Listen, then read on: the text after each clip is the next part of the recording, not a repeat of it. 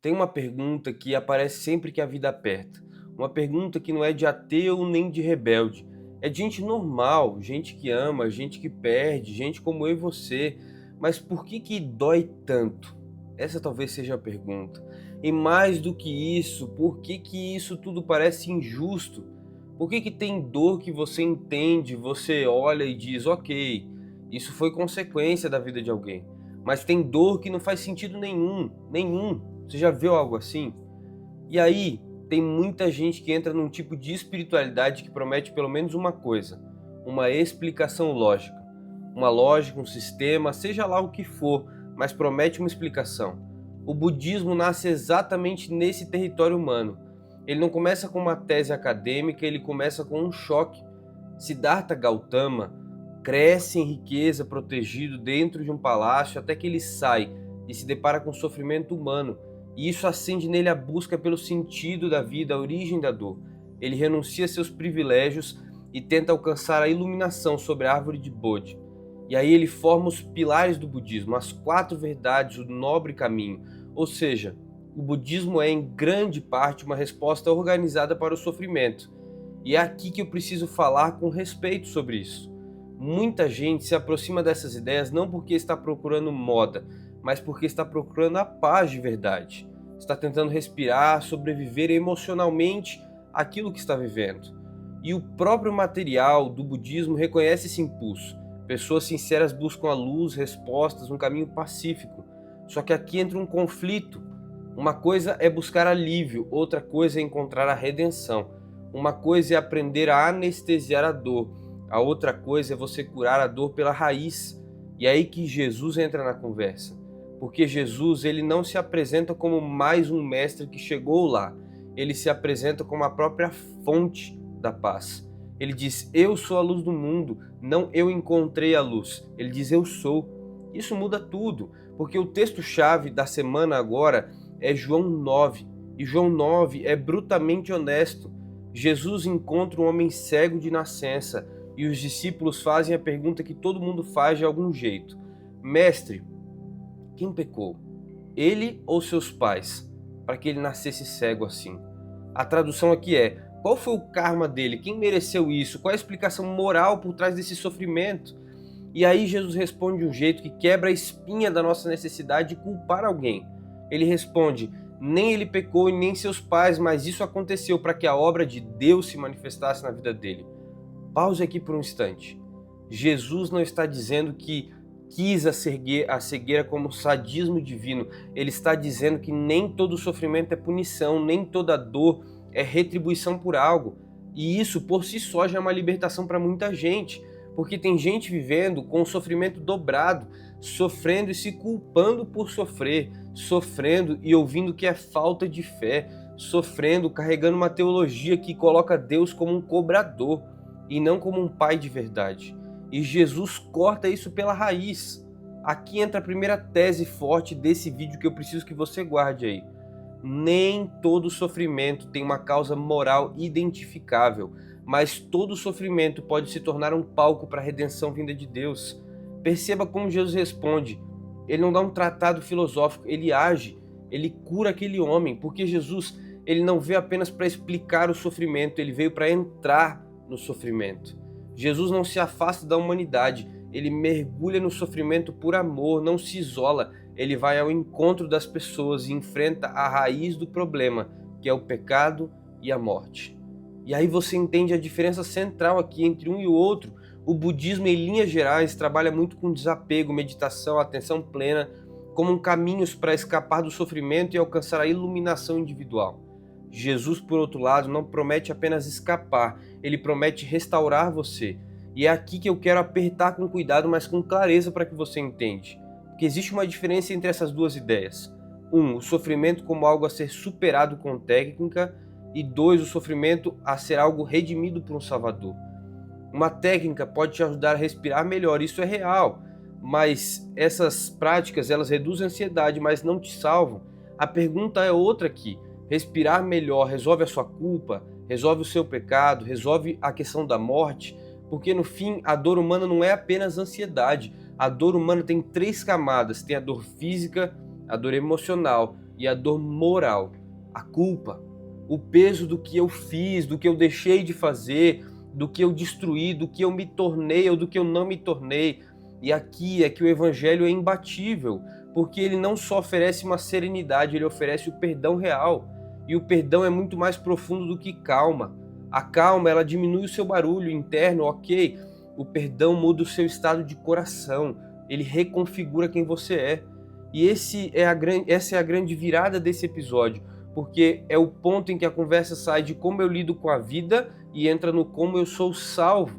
Porque o homem de João 9 não é só curado fisicamente, ele é colocado diante da luz da verdade, da salvação, e quanto mais luz aparece, mais as sombras se revelam. A história cresce, porque os religiosos da época ficaram indignados com esse episódio. Olha que irônico isso, um homem que nunca viu, agora vê. E os que achavam que viam se mostram, na verdade, cegos. Isso é João capítulo 9 inteiro.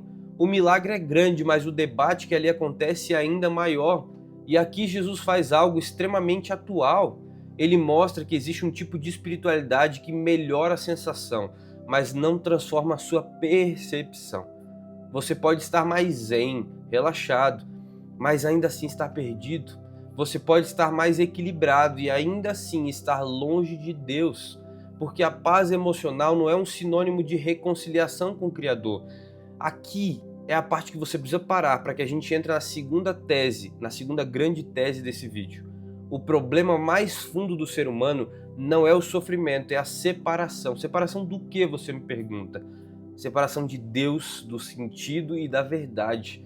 Quando essa separação continua, a pessoa até melhora por fora, mas permanece escura, com um vazio por dentro. É por isso que Jesus chama a si mesmo de luz. E sabe, sem ele, o coração permanece na escuridão. A luz está disponível, mas ela só transforma quando ela é acolhida. Atenção a essa palavra, quando ela é acolhida. Porque Jesus não invade, ele ilumina. E quem ama a sombra foge dessa luz. Agora nós precisamos encarar esse tema da meditação, porque isso está em todo lugar hoje em dia. A meditação aparece em muitos contextos. Na tradição oriental ela pode envolver esvaziar a mente, focar num ponto, observar seus pensamentos, controlar a respiração, e o problema não é só a prática, mas o propósito e a direção dessa prática. Sabe, a meditação cristã de verdade, ela não busca o esvaziamento do eu e a desconexão do mundo, ela busca preencher a sua mente com a promessa de Deus e a palavra dele. Promessas e a vontade que ele tem para mim e para você são caminhos opostos, e isso é importante para o cristão moderno, porque tem muita gente que quer paz sem Deus, quer silêncio interno sem se arrepender, quer um alívio sem a cruz. E aí a pessoa até melhora por um tempo, mas continua carregando o que pesa de verdade, a culpa, a ansiedade existencial, a morte. Aqui entra um ponto central que eu preciso que você entenda. Jesus, ele não nos deixa lutando sozinho nesse mundo.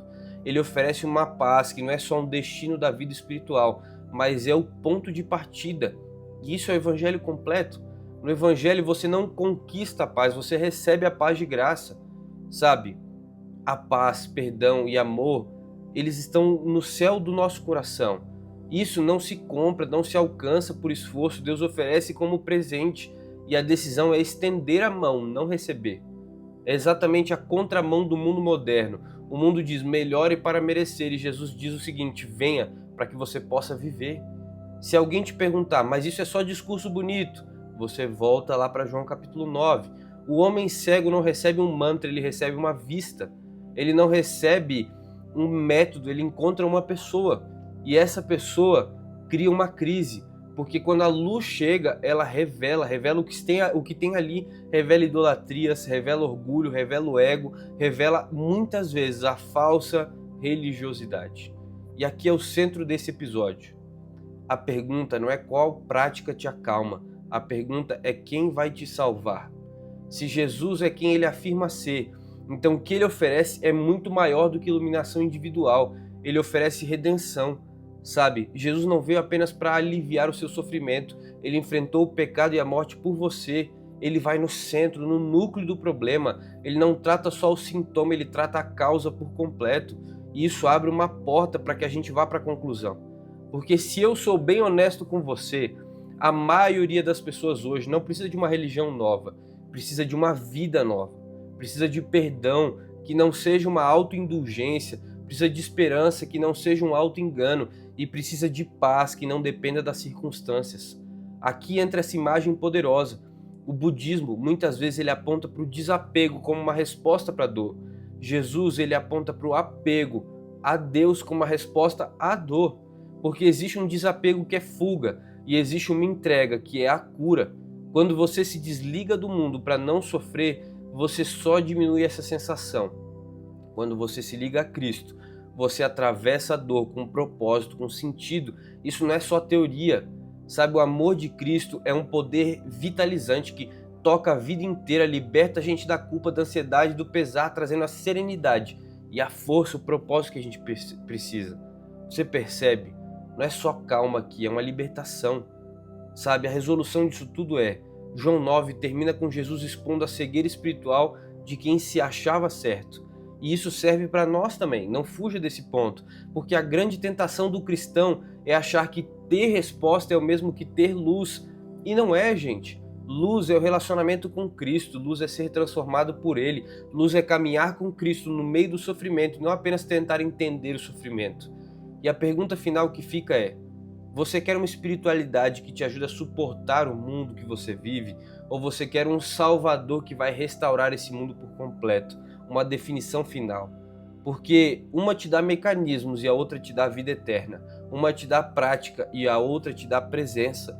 Uma te dá o alívio temporário e a outra te dá a eternidade. Aqui eu fecho uma verdade simples e forte. Jesus não é uma fuga do seu sofrimento. Ele é a luz para você dentro do sofrimento. E quando essa luz entra, a vida muda por completo. Mas nem sempre a dor some na hora, mas sim o sentido nasce ali dentro, o propósito. E quando esse sentido nasce, você finalmente entende que o sofrimento não é o seu Deus, a dor não é o seu destino. E a última palavra não é a da morte, a última palavra é a da luz. Esse é o meu desejo para você, que você encontre a luz da verdade, que você encontre Cristo na sua vida hoje. Se você gostou, se inscreve aqui no canal, deixa um comentário para que esse vídeo chegue em mais pessoas que precisam ouvir isso e eu te vejo no próximo vídeo.